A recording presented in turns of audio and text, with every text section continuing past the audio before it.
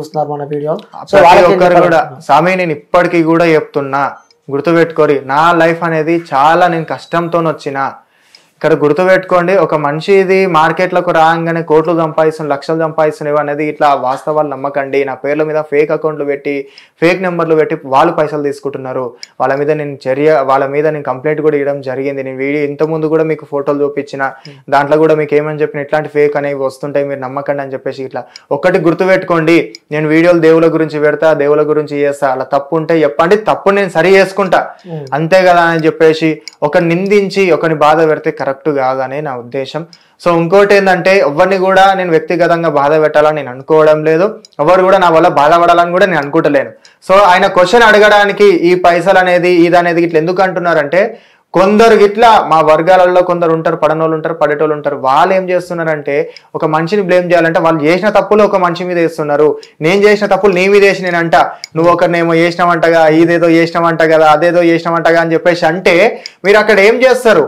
నేను చేయలేమి చేయలే అంటే ఎవరు నమ్ముతారు? సో చేయడానికి ప్రూఫ్స్ ఎట్లుంటాయి? ఉండవు. ప్రూఫ్స్ ఉంటేనే మేము నమ్మేది.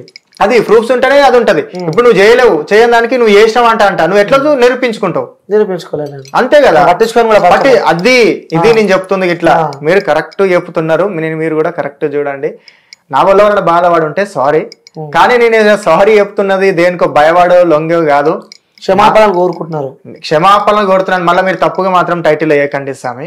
ఒకటి మీరు చెప్పేది చెప్పండి, నేను చెప్తా. ఎందుకంటే మీ మీద నాకు చాలా రెస్పెక్ట్ ఉంది, మీ మీడియా మీద ఇట్లా నేను ఇప్పటి కూడా చెప్తాను. ఎందుకంటే మీ మీడియా అనేది ఇట్లా నాకు ఒక ప్రజలకు మీరు వాస్తవాలు చూపిస్తారు, కానీ వ్యక్తిగతంగా పోయి మాట్లాడే రైట్ ఎవరికి లేదు.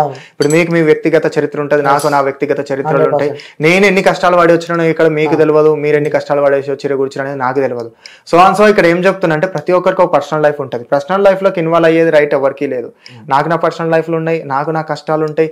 నాకు ఇప్పుడు బట్టలిప్పి కొట్టిరంట అనే మాట ఒకటి వచ్చింది, దాని గురించి కూడా చెప్తాను. బట్టలిప్పి కొట్టిరంట అనే మ్యాటర్ అనేది, ఒక శివశక్తి బోనం ఎత్తుకొని పోతే ఒక తాన బట్టలిప్పి కొట్టిరు, కొందరిని బట్టలిప్పి కొట్టిరు అని అంటే అక్కడ ఎందుకు కొట్టిరు అనేది మీరు ఎందుకు అర్థం చేసుకోవాలి?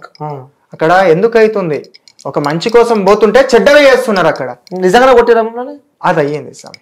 కొట్టిరు, బట్టలిప్పి కొట్టిరు, అవన్నీ ఏం కాలేదు. కొందరు ఊరోళ్ళు కొట్టిరు అంటారు, కొందరు ఇది అంటారు, అది అట్లా ఫేక్ గా చేయొద్దు.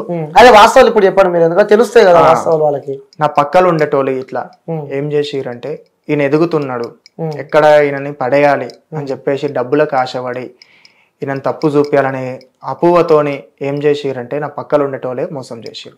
పక్కటోడే పగోడవుతాడు, పక్కనున్నోడే పగ అవుతాడు, పక్కటున్నదే పాము అవుతుంది అన్నట్టు నా పక్కలు ఉండేటోళ్ళు నన్ను మోసం చేసిరు.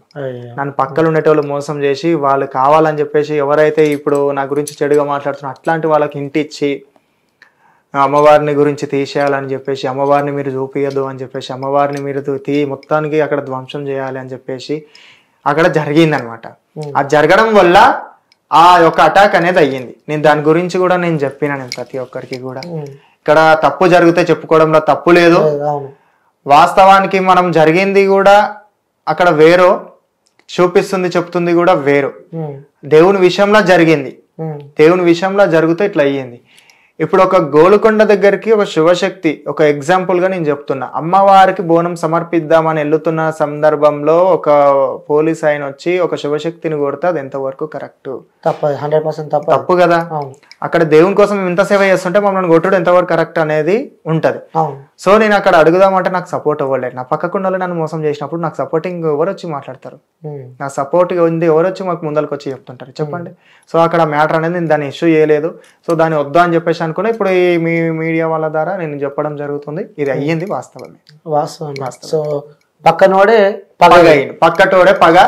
అందుకే మన నీడని కూడా మనం నమ్మోదన్న కాలం. నేను ఒక వీడియోలో కూడా ఇంటర్వ్యూలో కూడా చెప్పిన, నీడ అనేది కొంచెం వెళ్తున్నంత వరకు ఉంటది, ఆ నీడ పోయినాక కూడా మనకి ఎవరు అనేది తోడు ఉండరు. గుర్తుపెట్టుకోరి, ఇక్కడ జీవితంలో ఎవరికి శాశ్వతం కాదు. ఉన్న 4 రోజులు దేవుల కార్యాలు చేయాలి, దేవుల పూజలు చేయాలి.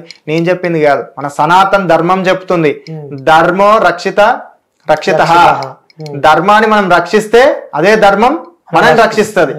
ఇక్కడ నీతి సూత్రాలు చెప్తున్నారని ఇట్లా అనుకున్నా, ఎవరు ఏమనుకున్నా తర్వాత విషయం. ఇక్కడ చెప్తున్నది ఏంటంటే, దాన ధర్మాలు అనేది చేయాలి, దైవ దర్శనాలు అనేది చేసుకోవాలి. అది నా కాన్సెప్ట్, అది నా మైండ్ సెట్. సో అది మీరు ఏమనుకున్నా దానికి అబ్జెక్షన్ లేదు. సో శివశక్తులు నా వల్ల ఎవరైనా బాధపడి ఉంటే దానికి నేను సారీ చెప్పుకుంటున్నా. ఎందుకంటే ఒక మాటలో నేను చెప్పకపోవచ్చు, రాలేకపోవచ్చు. నేను ఊర్లో ఉంటా, అక్కడ చిన్న ఉన్నప్పటి నుంచి అక్కడనే పెరిగి కల్చర్ గురించి కొంచెం తెలుసుకోవడానికి కొంచెం టైం పట్టిందేమో నాకు. సో అక్కడ నేను వచ్చి మాట్లాడలేకపోయి ఉంటా. సో దానికి తప్పయి ఉంటదేమో. సో అట్లా మాట్లాడి ఉండొచ్చు. కానీ ఇక్కడ ఎవరిని కూడా వ్యక్తిగతంగానే రైట్స్ ఎవరికి లేవు, ఎవరి లైఫ్ వాళ్ళది. మనసులో ఇంత బాధ పెట్టుకొని ఎలా ఉంటున్నారు స్వామి మీరు అసలు? 4 రోజుల ఆట స్వామి ఇది, 4 రోజుల ఆట. ఈ ఆటలో మనం సాగిస్తామా, ఓడిపోతామా, గెలుస్తామా అనేది భగవంతుని నిర్ణయం. 4 రోజుల ఆటకు మనం మంచిగా చూపిద్దామనే దాంట్లో చెడ్డగా వెతుకుతుంటారు. సో మన పని మనం చేసుకుంటూ పోతే అయిపోతుంది. ఇక బాధ అనేది వస్తుంటది, సంతోషం అనేది వస్తుంటది, కష్టం అనేది వస్తుంటది.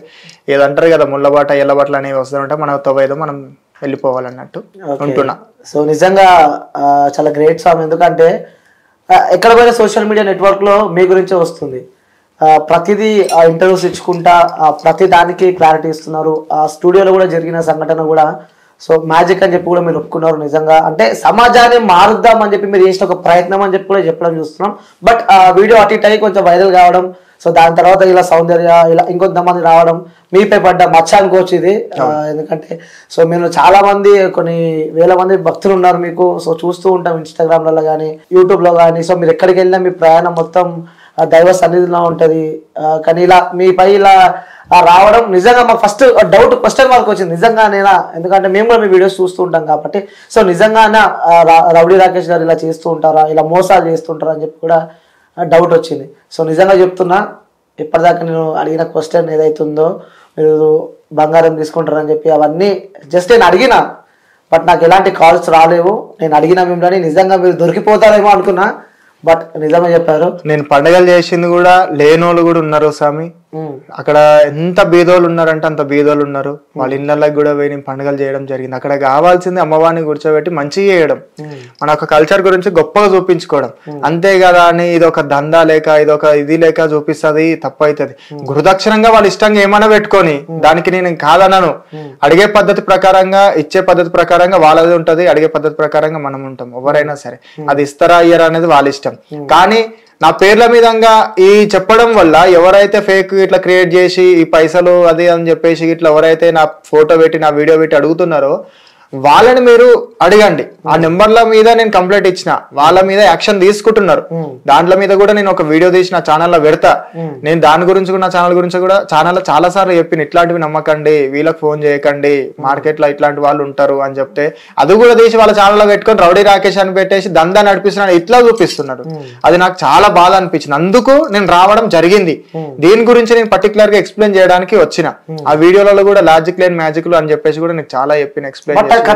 అది కట్ అయిపోయింది. అది వీడియో మీకు చూపించిన కూడా నేను జెన్యూన్ కానా అనేది జనాలకు తెలుసు స్వామి.